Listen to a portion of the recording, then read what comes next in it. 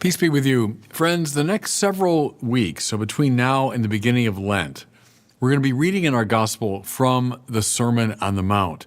So it's a great opportunity, again, to return to this primal teaching of Jesus that probably sums up the way he typically preached. So what Matthew does in chapters 5, 6, and 7 of his gospel, that's where you find it.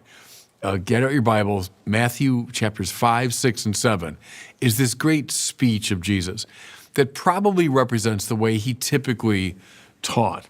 Well, we begin today with the sort of overture to it, which we call the Beatitudes, right? Jesus saw the crowds. He went up the mountain. After he had sat down, his disciples came to him, and he began to teach.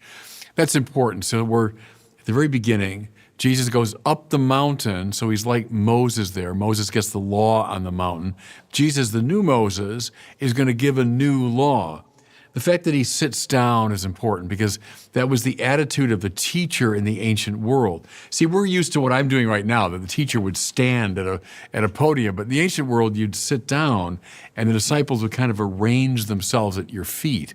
So it's Jesus the teacher, Jesus the lawgiver, the Son of God speaking to us now in a definitive way. And about what? About beatitudo.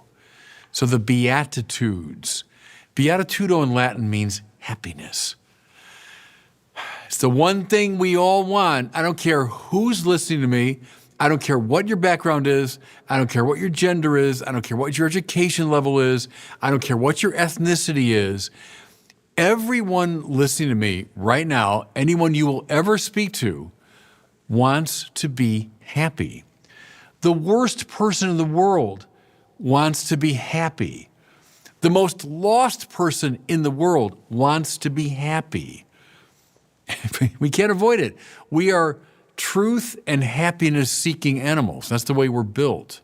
Our minds seek truth, our wills seek happiness. So here we have the definitive teacher sitting down to instruct us on what will make us happy. And so we listen, right? Now, we can approach the 8 Beatitudes in a number of ways. I'm going to come at it from a particular angle today by beginning with this one. Blessed, he says, and it can mean blessed, it can mean lucky, it can mean happy, right? Makarios is the Greek word there. Blessed are the clean of heart, for they will see God. I want to start with that because heart, right? Core is the Latin word for heart. What's at the core of your life, of your personality? What's the organizing principle of your life? That's your heart. So behind or beyond or underneath, mind and will and passions and all of that, there's this center. What's it focused on? What are you finally about and interested in? See, that's the question of the heart. What's the trouble with us sinners? We have divided hearts. The deepest part of our soul, our psyche, our personality, the deepest center is divided. It wants this today, it wants that tomorrow. It thinks wealth is the most important thing in the world until it doesn't work out. Then it seeks power. And then when that doesn't work out, it seeks pleasure. And then it might get back onto a spiritual track, but then it loses patience and it does something else. The heart is divided. Jesus says, you want to be happy? Be clean of heart. Some translations, pure of heart. Other translations, single-hearted. Now, that's getting close to it. Single-hearted. Remember, I've told you before, Kierkegaard, the philosopher, said the saint is someone whose life is about one thing. That means the saint has a clear, organizing principle of his or her life. The heart of the saint seeks God. Listen now. And then sees everything else in relation to God. St. Augustine said that, right? The key to happiness is love God and then love everything else for the sake of God. That's the formula. Put that up on your screensaver. That's the formula, everybody. Don't love principally wealth, pleasure, power, honor, worldly things, politics. Don't love that. Love God. Love God first, and then let everything else fall into a kind of harmony around that central, unambiguous love of your heart. See, be clean of heart, be pure of heart. That's the key. Again, the trouble is our souls are like cacophonies, not symphonies. See, because the divided heart, it's just a mess, it's a jumble. And I know, look, we're all sinners. And so we feel that what should be a unified symphony is a cacophony. Be clean of heart. Now, what follows from that? Well, here's one that really parallels it, I think. When Jesus says, how blessed are those who hunger and thirst for righteousness. That metaphor of hunger and thirst is powerful, isn't it? Because when you're really hungry, it is all preoccupying. It's what your body needs, what your body seeks and wants. When you're thirsty, especially, something dreadful about terrible thirst, that you need, water now.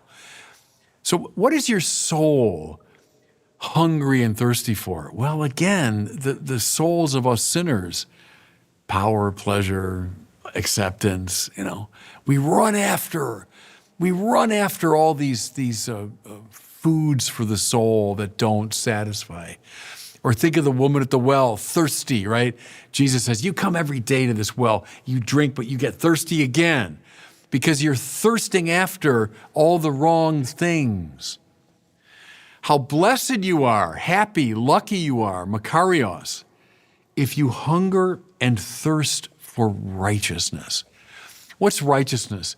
It's the path of God. It's the will of God, see?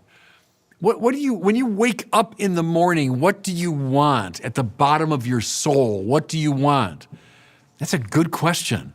Go on retreat maybe to try to answer that question. You'll be happy if you seek righteousness, to do the will of God.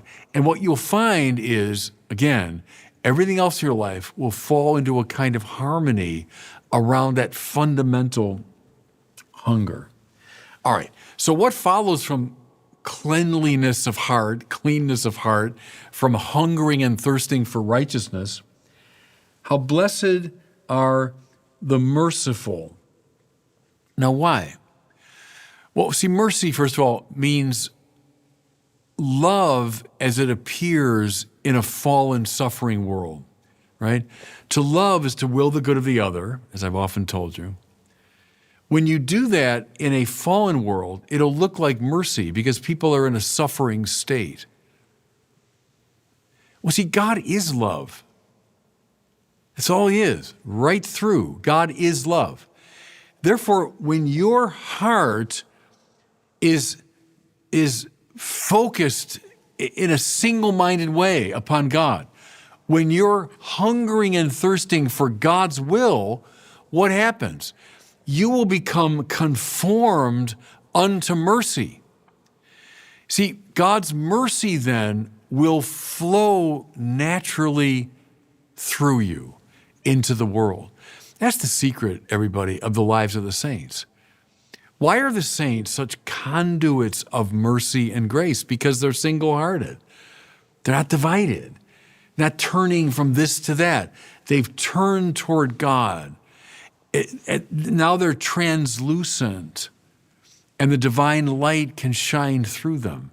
See, so blessed are the merciful. And then relatedly, how blessed are the peacemakers. They'll be called the sons and daughters of God.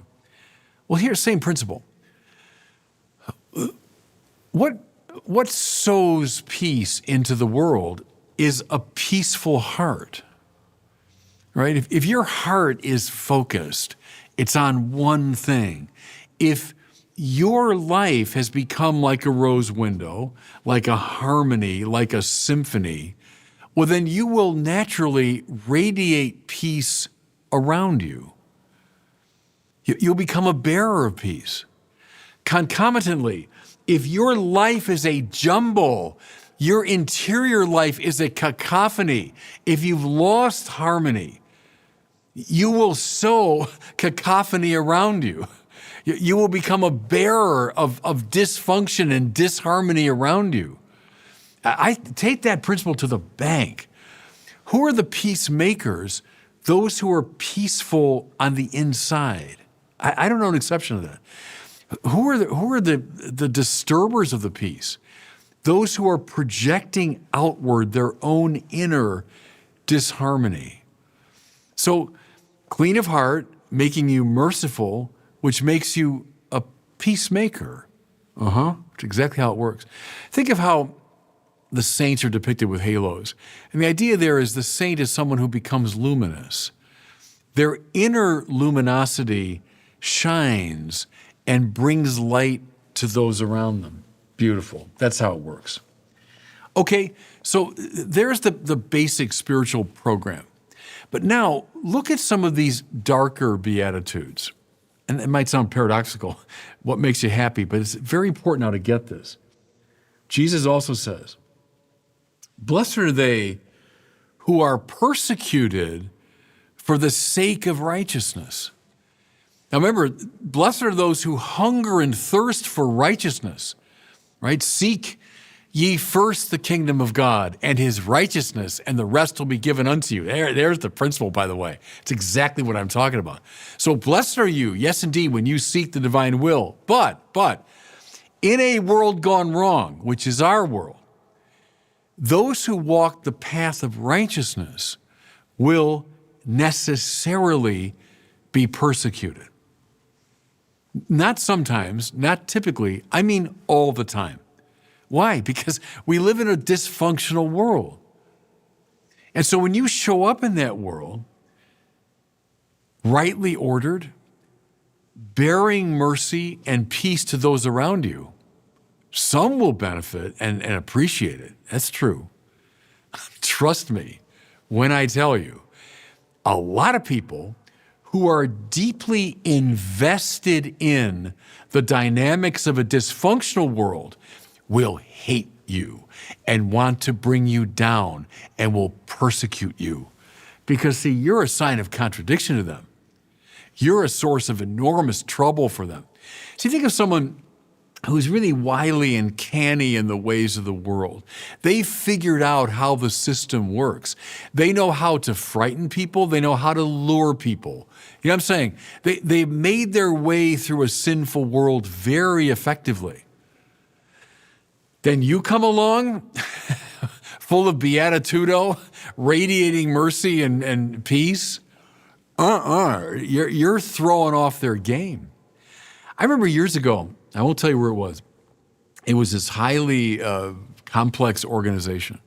And I was talking to this fellow who was deeply invested in it. And he said, here's one thing to keep in mind. Whenever you talk to somebody in this organization, the first thing on his or her mind is advancing his own career. And so if what you're talking about will help him, he might support you. If it doesn't, he will oppose you. All right, that's the way of the world. That's the way of the fallen world. And so don't be surprised, Jesus says, if you listen to the Beatitudes, that people will persecute you. I'll close with this. It's actually, everybody, a good test. If you've made your way through your Christian life and you've excited very little opposition, you're not living it very well. Period. End of argument. You know what I'm saying? You've made your way through your Christian life in this fallen world and no one's objecting to you. No one finds you a problem. No one's putting obstacles in your way. You're probably conformed way too much to the fallen world.